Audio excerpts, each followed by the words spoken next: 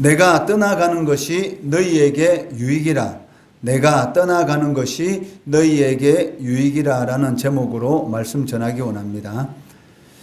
예수님께서 제자들이 당할 핍박에 대하여 미리 예고하시는 이유는 핍박을 당할 때에 예수님의 말씀을 기억하고 그 핍박을 극복하도록 하기 위함이었습니다. 4절에 보시면 오직 너희에게 이 말을 한 것은 너희로 그때를 당하면 내가 너희에게 말한 이것을 기억나게 하려 함이요 라고 말씀하고 계십니다. 4절 말씀에 그때라는 이 말이 나오고 있는데 이 말의 의미는 유대인들의 때가 이를 때라는 그런 의미를 지니고 있습니다. 즉 여기 때라는 이 단어는 호라라는 그런 단어를 사용하고 있는데 어떤 활동을 하기에 가장 적합한 정해진 시간을 의미하고 있습니다. 이 단어가 구약에서는 모든 시간이 창조주 되신 하나님께 속해 있다라는 것을 정죄하고 있기 때문에 모든 일들이 정해진 때에 일어나도록 하나님께서 조정하신다. 즉 하나님께서 조치하신다라는 그런 의미를 가지고 있다는 것입니다. 이 말은 예수님의 제자들이 핍박을 당하게 되는 것은 이미 정해진 것이다라는 그런 의미를 가지고 있다는 것이죠. 그렇기 때문에 예수님께서 너희들이 핍박을 당할 때에 내가 한 말을 기억하도록 하기 위해서 이 말을 미리 예고하신다라는 이 말의 의미는 그 제자들이 핍박을 당할 때에 그 핍박을 피하게 하려 하시는 것이 아니고 준비를 해서 그 핍박과 맞서게 하려는 그런 의미를 지니고 있다는 것이죠. 예나 지금이나 예수님의 증인으로 살아간다는 것은 성도들에게 반드시 이 핍박이 따른다라는 그런 의미를 지니고 있습니다. 그렇지만 그 성도가 예수님을 위해서 당하는 이 핍박은 그 영광의 길이다라는 것을 우리는 알아야 한다는 것입니다. 베드로전서 4장 13절 말씀해 보시면 오히려 너희가 그리스도의 고난에 참여하는 것으로 즐거워하라. 이는 그의 영광을 나타내실 때에 너희로 즐거워하고 기뻐하게 하려 함이라 라고 말씀하고 계시다는 것이죠. 그 예수님의 제자들이 그 그리스도 때문에 고난을 받는 것에 대해서 원망하고 불평하는 것이 아니라 그 고난을 통해서 오히려 하나님께 영광을 돌리고 즐거워하라는 것이죠. 그 이유는 주님께서 재림하실 때에 영원한 즐거움, 영원한 기쁨을 나타내는 그러한 일들이 되기 때문이다라고 말씀하고 계시다는 것입니다. 예수님의 죽음에 대한 이 말씀으로 인해서 그 제자들의 마음은 근심으로 가득 차게 됩니다. 6절에 보시면 도리어 내가 이 말을 함으로 너희 마음에 근심이 가득하였도다라고 말씀하고 계시다는 것이죠. 왜냐하면 그 예수님의 죽음에 대한 이 말은 그 제자들에게 있어서는 큰 충격입니다. 지금까지 자신들이 자의적으로 한 일은 하나도 없었습니다. 예수님께서 모든 일들을 주관하셨고 제자들은 예수님을 따라다니면서 예수님이 하시는 그런 일들을 보고 또 말씀을 배우는 그런 일들을 하였지 제자들이 자신들이 직접 계획을 세워서 모든 일들을 진행한 것이 아니기 때문에 예수님이 이 세상을 떠나신다라는 이 말은 제자들에게는 상당히 이 걱정 근심으로 그 마음이 가득 찰 수밖에 없었다는 것이죠. 물론 제자들이 이처럼 근심할 수밖에 없었던 그 이유는 무엇이냐면 그 예수님의 죽음에 대한 그 이해가 부족하였기 때문이다라고 말을 할 수가 있습니다. 그렇지만 예수님께서는 그 제자들에게 그 자신이 죽는 것이 즉 자신의 죽음의 실상이 무엇인지를 말씀해 주시는데 그것은 예수님의 죽음이 오히려 제자들에게 유익하다는 것입니다. 7절에 보시면 내가 너희에게 실상을 말하노니 내가 떠나가는 것이 너희에게 유익이라 라고 말씀하고 계십니다. 그 이유는 그 예수님이 떠나가셔야지만이 보혜사 성령이 제자들에게 오시기 때문입니다. 7절 중반절에 보시면 내가 떠나가지 아니하면 보혜사가 너희에게로 오시지 아니할 것이요 가면 내가 그를 너희에게로 보내리라 라고 말씀하고 계신다는 것입니다. 그 성령께서 하시는 그 사역은 예수님께서 십자가 위에서 이루신 이 대속의 그 능력을 각 사람들에게 적용시키는 그러한 일을 하시고 계신다는 것이죠. 예수님께서는 그 하나님이시지만 그 육신을 입고 있는 그러한 상황이었기 때문에 이 공간적인 그런 제약을 받을 수밖에 없었습니다. 그 예수님이 육신을 입고 있는 상황 가운데서는 한 곳에 계시면 다른 곳에는 있을 수가 없는 그러한 이런 제약을 받을 수밖에 없었지만 성령께서는 이제는 그 공간의 제약을 받지 않고 제자들과 즉 예수님을 믿는 모든 사람들과 영원히 함께 하실 수 있다는 것이죠. 이것이 바로 제자들에게 유익이다라고 말씀하신 그러한 이유가 되는 것입니다. 예수님이 떠나가시는 것이 제자들에게 유익하다라고 말씀하신 이유 중에서 가장 중요한 이유가 바로 이 대속의 능력을 각 사람들에게 적용시키는 그러한 것이 바로 가장 중요한 이유라고 할 수가 있다는 것입니다. 성부 하나님께서 계획을 세우시고 성자 예수님께서 성취하시고 그리고 성취하신 그런 모든 일들을 적용하시는 그런 사역을 성령 하나님께서 지금 이 순간도 우리들에게 하고 계신다는 것이죠. 어제 우리가 이야기를 이렇게 나누었지만 이 코로나 사태 가운데 교회가 세상으로부터 많은 이런 그 욕을 들어먹는 그러한 일들이 일어나고 있지만 그 가운데서도 하나님께서 택하신 하나님의 백성들이 하나님의 교회로 들어오는 그런 일들이 지금 이 순간도 일어나고 있다는 것입니다. 그것은 바로 성령 하나님께서 예수님께서 십자가 위에서 성취하신 바로 이 대속의 그런 능력의 그 사역들을 각 사람들에게 적용하고 계시다는 것을 우리는 알 수가 있다는 것입니다. 예수님께서 아버지께 가신다라는 것은 곧 죽음을 의미합니다.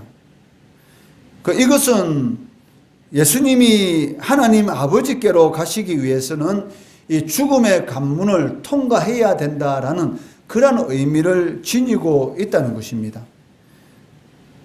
여기에서 우리는 두 가지 사실을 알 수가 있는데 첫째는 이 죽음이라는 것은 영원한 소멸을 뜻하는 것이 아니라 하나님께로 나아가는 그런 관문의 역할을 한다라는 그런 의미를 가지고 있고 둘째는 예수 안에서 죽은 자들에게는 영원한 소망이 있다라는 것을 의미하고 있다는 것이죠.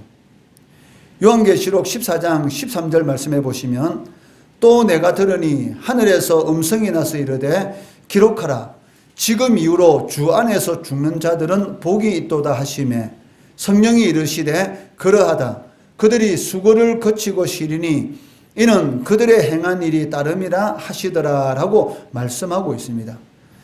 이 세상에서 가장 복이 있는 자가 누구인가?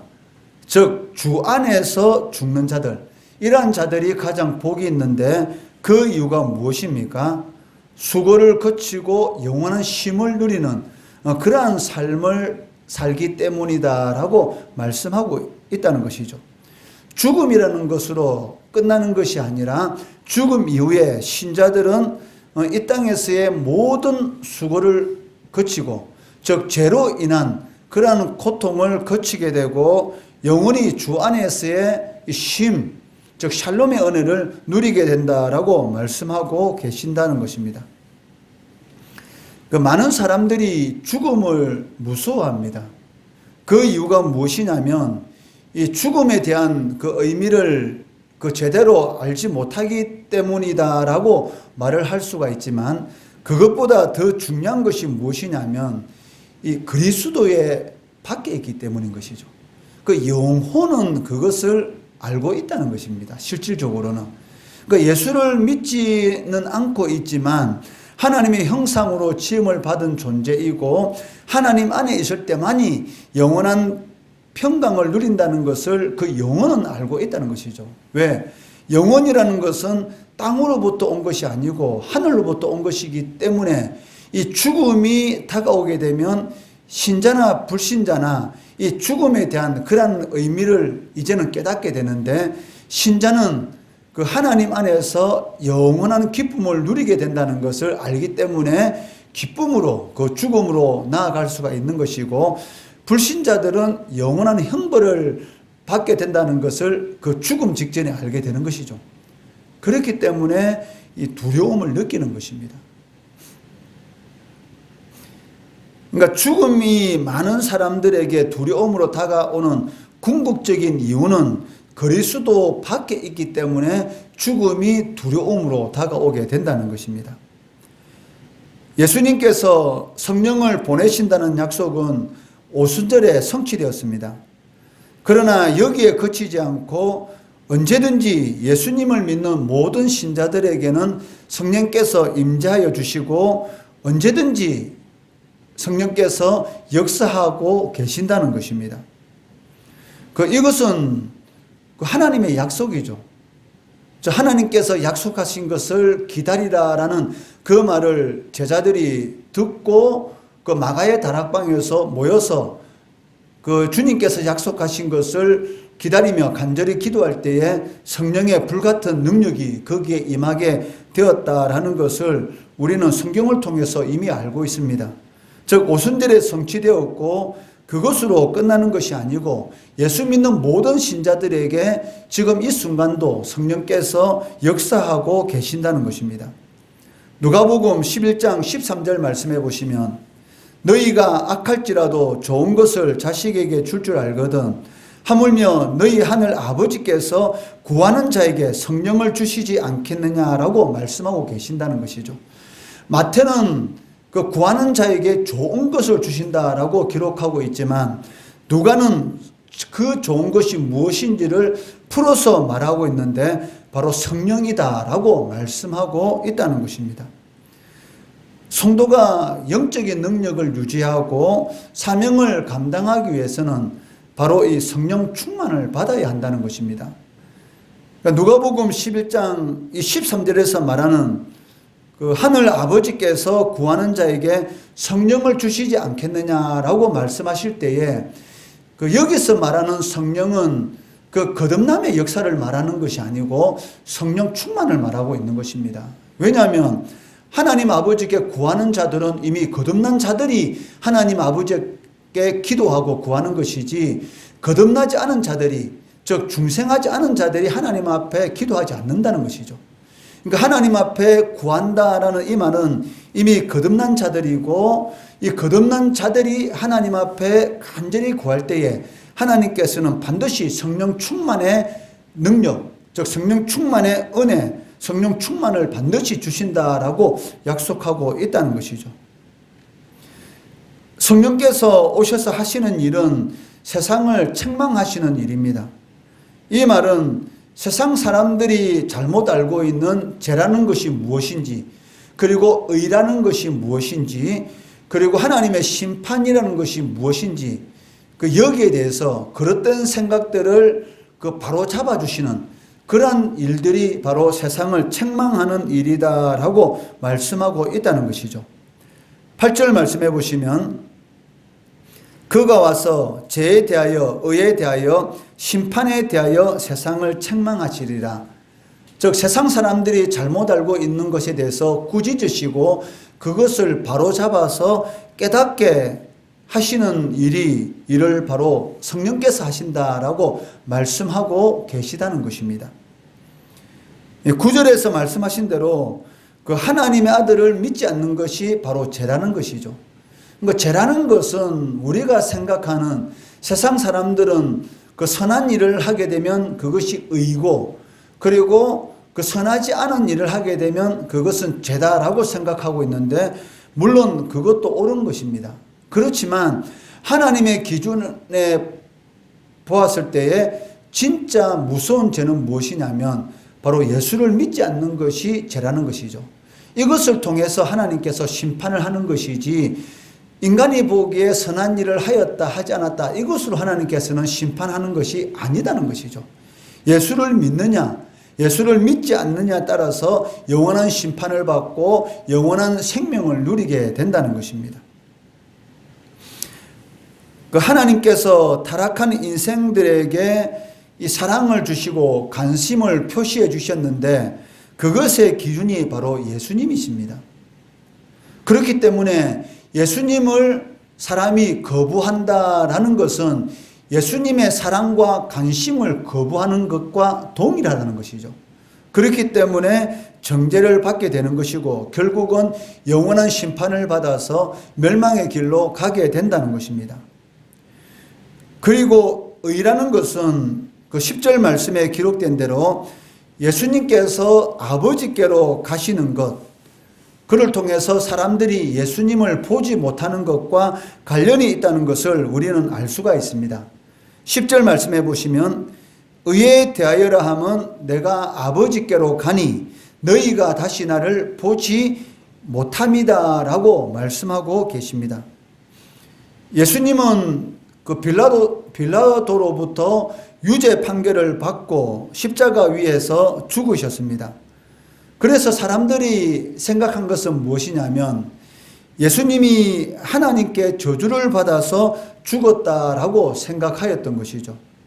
그러나 예수님께서 죽으셨다가 다시 살아나심으로 말미암아서 그 하나님께로 올라가셨다라는 그러한 것을 사람들이 보았고, 또 그러한 사실이 의미하는 것이 무엇이냐면 예수님이 무죄하고 의로우신 분이다라는 것을 증명하게 되었다는 것입니다. 왜냐하면 죄 있는 자가 부활한다는 것은 불가능하다는 것이죠. 어떻게 죄가 있는 자가 부활해서 하나님께로 갈 수 있느냐? 그것은 불가능하기 때문에 예수님이 십자가 위에서 죽으셨는데 다시 살아나셨다라는 것은 바로 예수님이 바로 의인이다라는 것을 증명하는 그러한 사실이었다는 것입니다.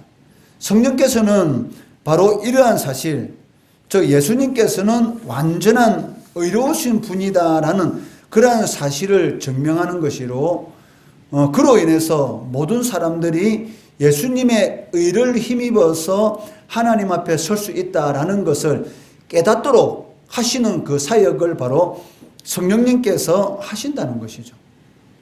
우리가 구원받았다라는 이 말의 의미는 예수 그리스도의 의가 우리들에게 전가되었다라는 그런 의미를 지니고 있습니다. 우리들은 죄인입니다.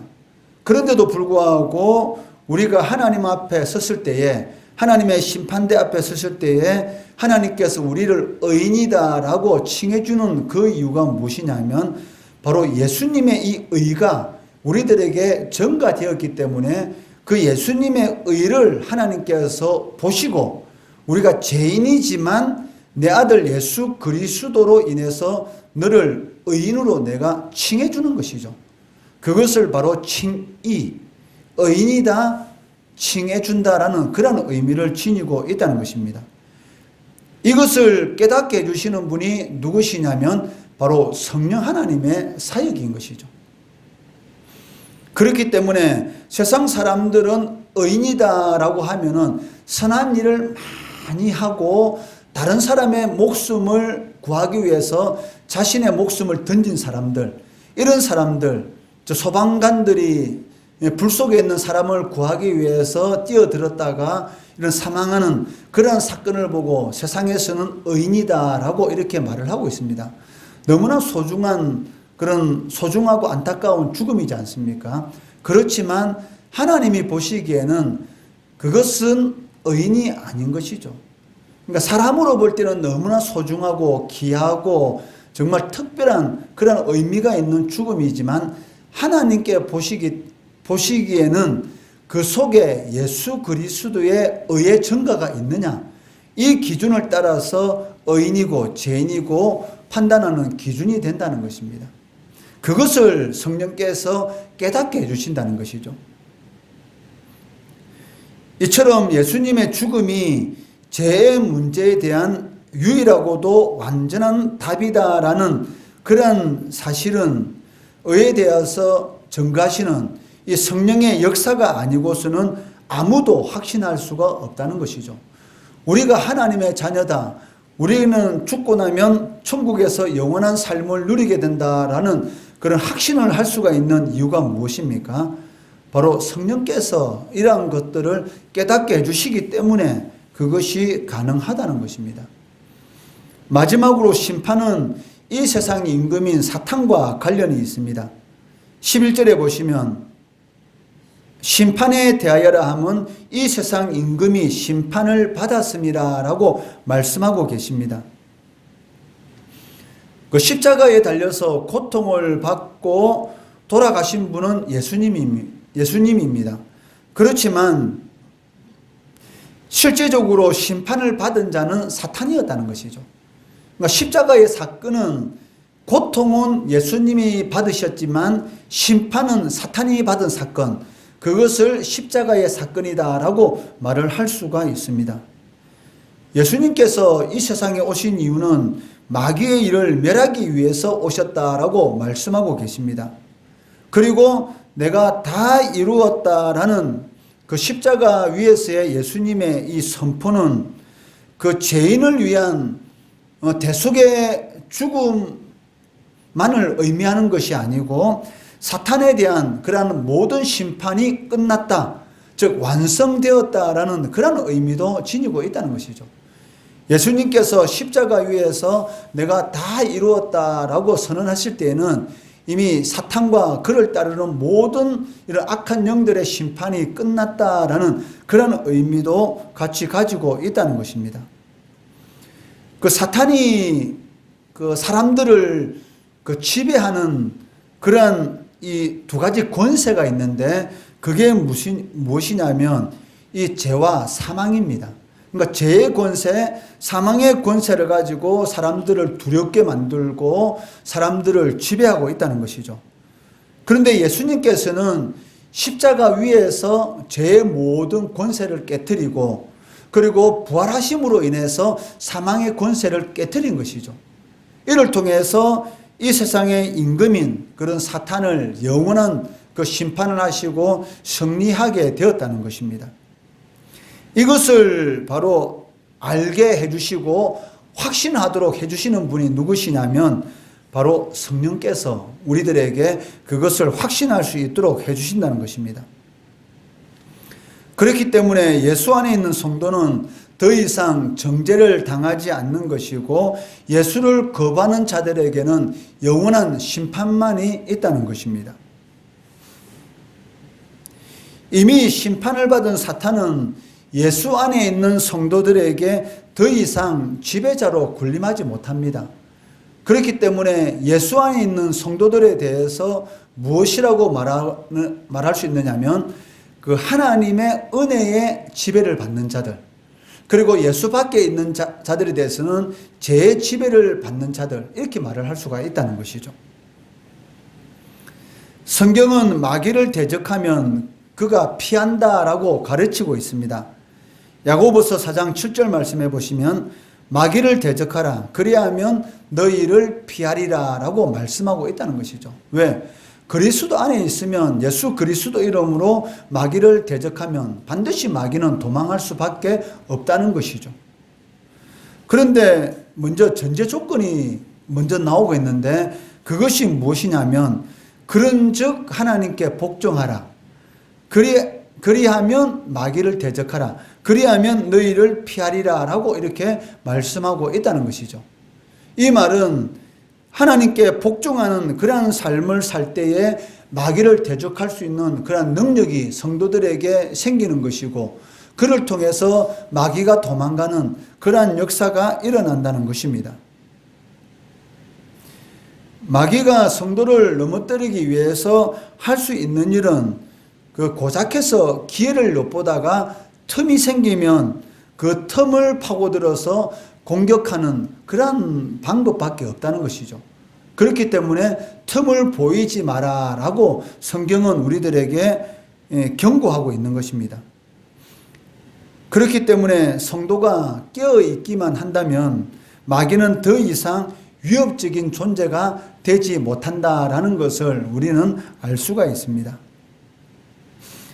그리스도의 고난에 참여할 수 있다는 것, 그 아무나 그리스도의 고난에 참여할 수 있는 것은 아니라는 것이죠. 우리가 예수 그리스도를 믿음으로 또 예수님께서 기뻐하시는 그러한 일들을 행할 때에 생각지도 못했던 그런 어려움을 당할 수가 있고 또 세상으로부터 애매한 그런 고난을 당할 수도 있지만 그 고난이 그리스도의 고난에 참여하는 것이고 그를 통해서 영원한 기쁨을 누릴 수 있다라는 것을 믿으시고 그리고 성령께서 영원히 우리와 함께 하신다는 것을 깨달으시고 성령 충만을 통해서 사명 잘 감당하시는 우리 성도들 되시기를 주의 이름으로 축원합니다.